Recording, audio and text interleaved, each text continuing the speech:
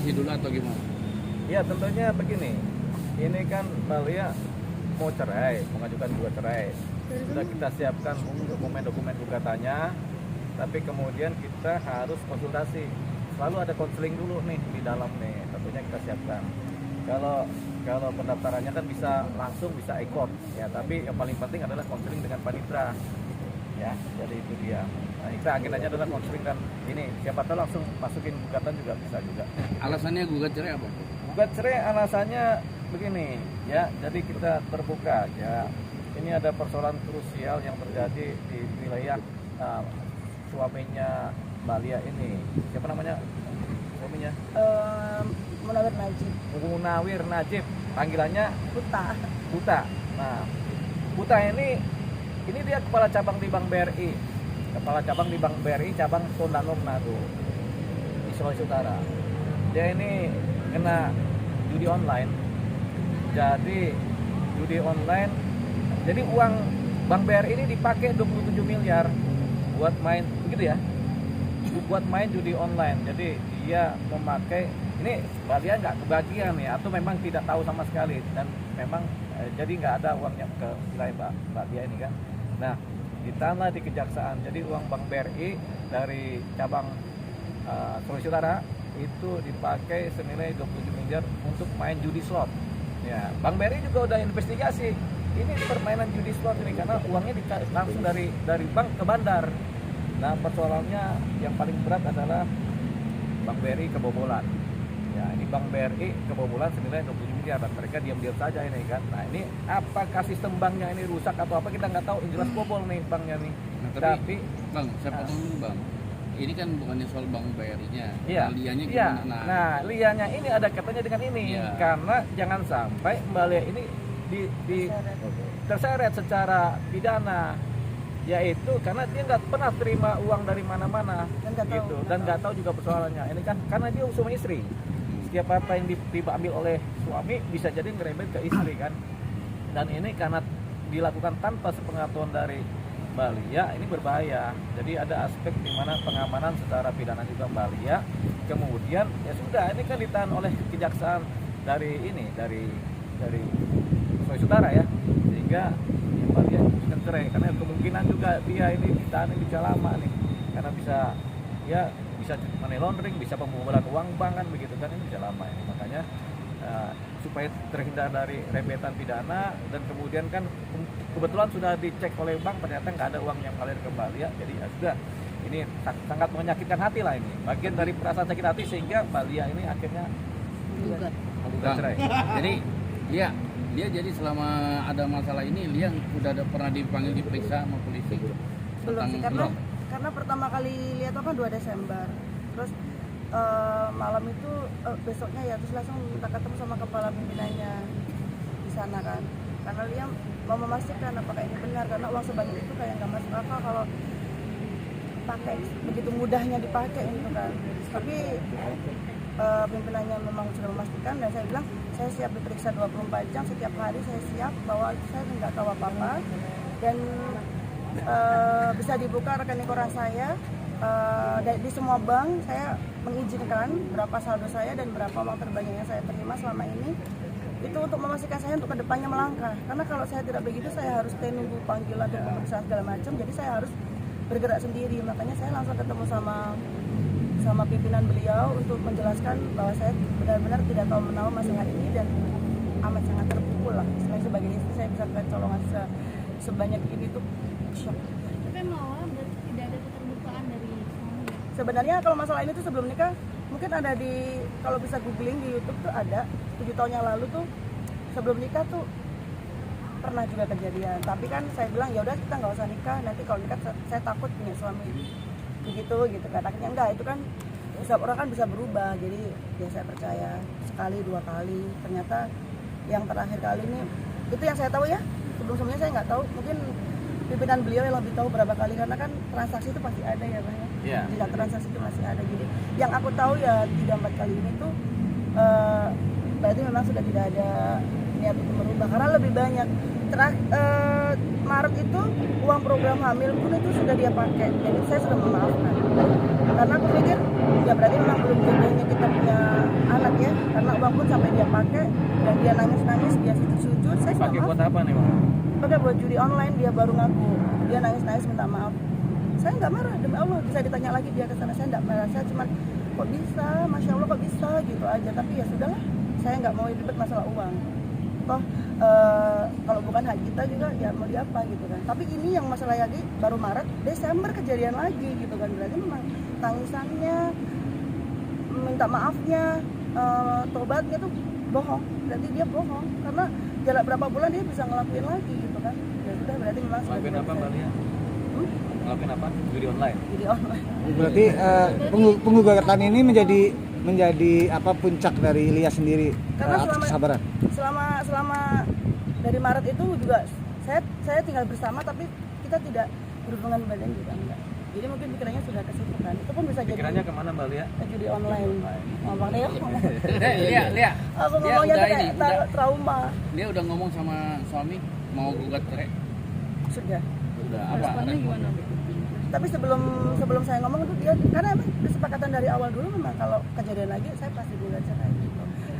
Saya lebih baik dapat suami yang orang biasa-biasa, saya bisa cari berdua, bisa cari lagi uang gitu kan, daripada saya punya suami kaya seandainya atau punya jabatan tinggi tapi tidak bisa ya seperti itu kayak jadinya gitu kan. Jadi waktu dia nangis dia bilang tanggal 2 Desember itu pas ulang tahun dia dan dia nangis, dia bilang nggak apa-apa yang kamu ceraikan saya, nggak apa-apa. Dia langsung bilang begitu sih dari awal, dia langsung karena dia tahu konsekuensinya.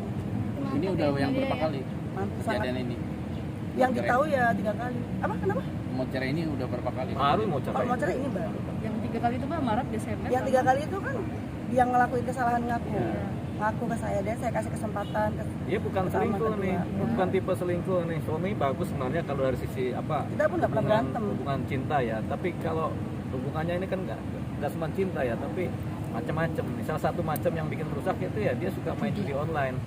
Nah, judi online ini udah 3 kali nih Yang ketahuan. yang ketahuan. Persoalannya pikirnya cuma pakai uang gaji aja, ternyata uang dari bank dipakai dibobolnya itu. Akhirnya sekarang sejak tanggal 23 ditahan kejaksaan di Manado. Si Pak siapa ini? Pak Dewi Najib ini ditangkap belum kejaksaan Manado karena yang proses itu belum polisi lakukan kejaksaan aja. Sebenarnya kita nggak mau itu ya, Bang, nggak mau buka masalah ini ya. Tapi karena aku dapat teror terus, gitu. Seolah-olah aku tuh yang Ya. zolimi dia di saat suami lagi. Orang kan taunya suami ada masalah aja. Ya. Suami ada masalah ditinggal sama istrinya. Awalnya kan nggak pernah ngebuka. Coba dilihat semua sosmed saya, nggak ada saya ngebuka aib apapun. Saya cuma bilang kita pisah. Saya udah pisah, saya sendiri situ aja. Ini Tapi juga. karena pihak mereka meneror saya tertekan gitu kan. Jadi harus ya Bang Dio bilang ya sudah kita harus buka-bukaan kalau kayak gini karena kalau enggak pasti Rembet. kamu yang kena deh, gitu kan. Awalnya saya nggak mau ngebuka ini karena 8 menit. ya ngapain saya buka aib ujung-ujungnya cerai juga kan. Saya tuh nggak pengen cerai udah saya kemarin juga bawa media nggak usah, saya tuh pengennya tuh status saya tuh cerai gitu saja. Tapi dari keluarga dari pihak mereka tuh kayak nggak terima ditinggalin gitu kan, dan mereka nggak tahu bahwa penyebab perceraiannya tuh seperti ini. Mereka pikir selingkuh atau apa, enggak. Ini kalau selingkuh masih kasih maaf lah ya kan, berarti memang sayanya harus introspeksi dengan diri saya. Mungkin saya kurang cantik, kurang tinggi, kurang seksi sebagai perempuan gitu. Ini enggak gitu. Akhirnya ya saya konsultasi sama Bang Dio gimana ya, saya diteror terus ini tiap hari gitu. Teman-teman saya juga, teman-teman saya yang setiap hari sama saya, setiap hari diteleponin terus, di WA, di DM, di telepon, bukan saya doang gitu. Akhirnya Bang Dio bilang ya sudah, nanti kita memang harus jelaskan, kita bilang kebenarannya seperti apa yang kita harus ungkapkan. Awalnya nggak ada ya Bang Dio. Iya betul. Jadi nggak awalnya ada. kita nggak mau media karena ini kan soal keluarga ya cerai ya. Saya juga malu juga kan. Jadi cuman kemudian ada hubungan antara hubungan ini sifatnya kemungkinan hukum ya, karena pertama diteror oleh keluarga, kedua juga ada kecurigaan dari pihak kejaksaan, dari pihak mana-mana yang mungkin jangan sampai uang ini tahu-tahu nyampe ke Mbak Lia kan. Ini yang jadi berat ini. Nah, kita pikir kita harus jernihkan ini juga. Kebetulan dari wilayah Bank BRI juga udah menyatakan tidak ada uang yang masuk ke wilayah Mbak Lia. Jadi ini posisinya aman lah ya, dan itu sementara nih ya kan. Nah, tapi kalau nggak kita buka ini alasan cerainya ini tentunya berbahaya juga, karena desas-desus di wilayah Sulawesi Utara itu udah tinggi banget nih. Ada urusan apa nih Mbak Lia dengan suaminya nih kan, gitu kan. Nah itu dia. Nah sekarang kita buka apa sih penyebab ini bercerai dan kenapa ini harus disampaikan secara transparan ke media supaya nanti tidak timbul kesalahpahaman. Daripada jadi desas-desus, kita sampaikan saja bahwasanya kita Mbak Lia ini bercerai dinampingi oleh saya adalah salah satu poin utamanya karena adanya dugaan tindak pidana korupsi yang diduga dilakukan oleh suaminya Mbak Lia, Pak Munawir ini alias Pak Puta, yang mengambil uang dari Bank BRI, kemudian sebesar 27 miliar dipakai buat judi slot 303 nih, ya kan? Nah ini kemudian Mbak Lia nggak tahu sama sekali. Nah kemudian dicek ke bank juga lewat pimpinan bank, memang tidak ada uang yang mengalir ke rekeningnya Mbak Lia, gitu. Nah tapi desas-desus ini kan tinggi di wilayah Sulawesi sana kan, sehingga mau nggak mau Mbak Lia harus memutuskan bercerai, menghindari kemudaratan. Yang kedua kemudian menjadi terang bahwasanya apa penyebab bercerainya. Kalau cerai karena selingkuh mungkin nggak sampai ke media, ini kita nggak beritakan kan, tapi karena ini cerainya karena judi online, ini salah satu penyebab rusaknya bangsa ini kan judi online ya. Kebetulan saya nggak pernah ikut judi online, nggak tahu teman-teman ya. Jadi memang itu persoalannya. Nah ini kita juga nggak tahu kenapa Bank BRI bisa bobol nih senilai 27 miliar ini, kepala cabang ini kan kita nggak tahu juga kenapa sistemnya bisa bobol ini satu hal tersendiri juga, persoalan pidana sendiri yang sedang diproses oleh Kejaksaan Tinggi Sulawesi Utara. Satu hal kita bercerai karena salah satu penyebabnya adalah ini juga. Mbak Lia, bentuk teror yang dari keluarga suami itu seperti apa sih? Karena aku ke Jakarta kan memang kabur ya. Karena kalau aku nggak Kabur dari kota mana? dari Manado. Dari kota Manado? Saya jadi kita tuh di Tondano. Ya. Karena dia ada kasusnya, jadi kita pindah ke Manado. Saya masih dampingi sama, saya masih packing, saya masih dampingi dia meskipun ada masalah. Tanggal 2 itu saya tahu ada masalah, saya masih dampingi. Terus kita pindah ke Manado, kontrak di sana, terus masih di sana setiap hari sama dia gitu kan. Tapi kesini kan saya namanya manusia yang nggak kuat gitu kan, tiap hari ngeliat dia gitu. Dengan gimana saya ke depannya ya, karena udah nggak ada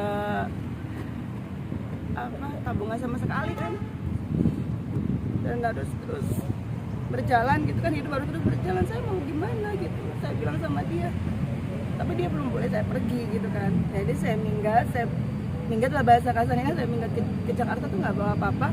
Nah dari situ mulai keluarganya satu persatu, mungkin awalnya baik-baik gitu.